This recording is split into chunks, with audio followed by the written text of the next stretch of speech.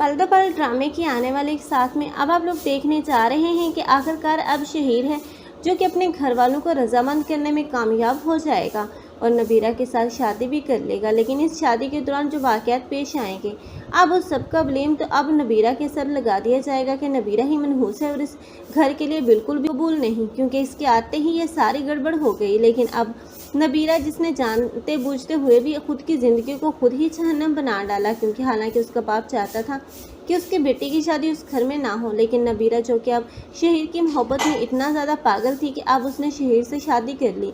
लेकिन ये शहीर जो कि अब नबीरा से मोहब्बत के बड़े बड़े दावे कर रहा है, लेकिन अब उसकी मर्दानगी बर्दाश्त नहीं कर पाएगी कि नबीरा उससे आगे या उससे अच्छी पोस्ट पर जॉब करे। इसी वजह को लेकर इन दोनों के रिश्ते में बहुत ही ज़्यादा दूरियां देखने को मिलेंगी, क्योंकि अब यही शहीर होगा जो कि बहुत ही ज़्यादा तलख दिखाया जाएगा और नबीरा तो पछताएगी कि आखिर ये शहीर जिसको वो जानती थी ये तो वो है ही नहीं।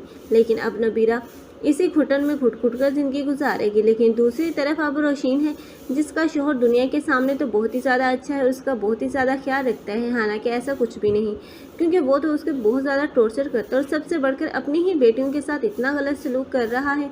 उसे तो बेटे की ख्वाहिश है और इसलिए अब वो अपनी बेटियों को दरबारों और दरगाहों पर लेकर जाता हुआ नजर आएगा और कई पीर बाबू से इलाज करवाने की कोशिश करेगा।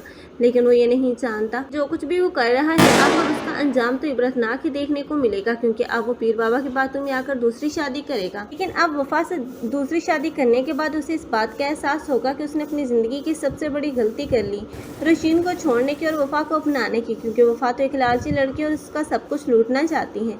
आप लोगों को ये ड्रामा कैसा लग रहा है और कौन कौन चाहते हैं कि अब इस साथ को तो ऐसी ही लड़की चाहिए थी? कमेंट सेक्शन में अपनी कीमती राय का इज़हार लाज़मी करें। मज़ीद ऐसी वीडियोस के लिए हमारे चैनल को लाजमी सब्सक्राइब कर लें।